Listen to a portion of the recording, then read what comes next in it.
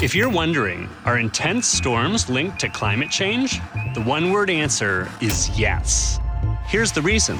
The whole atmosphere is now a joint venture between nature and humanity. Fossil fuels have brought the world relentless economic growth. But as a result, there's now 40% more carbon dioxide and 150% more methane in the air than there was 2 centuries ago.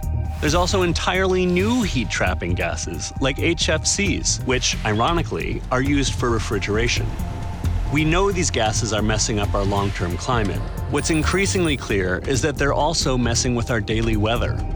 Linking extreme events to human or natural factors, or both, is not easy. Sophisticated computer models help climatologists study big events.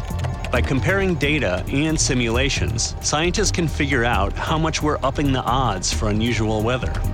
For example, in 2003, Europe experienced its hottest summer in at least 500 years. More than 20,000 people died. Scientists found humanity's fingerprints on the heat wave, and now they blame climate change for 500 deaths in Paris alone. Temperature isn't the only thing going haywire. Flooding has drawn concern as well.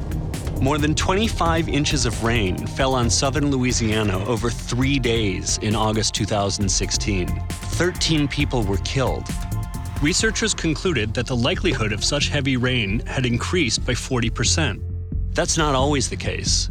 Extraordinary flooding in Central Europe in the spring of 2013 turned up no such link to climate change. But global warming has put storms on steroids. The most destructive event of recent years, Superstorm Sandy, caused at least $50 billion in damage. It rode ashore on an ocean that was warmer and higher, in part because of climate change. Whether the storm itself would have happened anyway is tough to say, but it's safe to say that a century from now, the storm would pack an even greater punch. Global warming is already contributing to about 75% of extreme heat events over land and nearly 20% of heavy precipitation events. As scientists improve their tools, they will better understand these growing dangers and costs of a climate changed.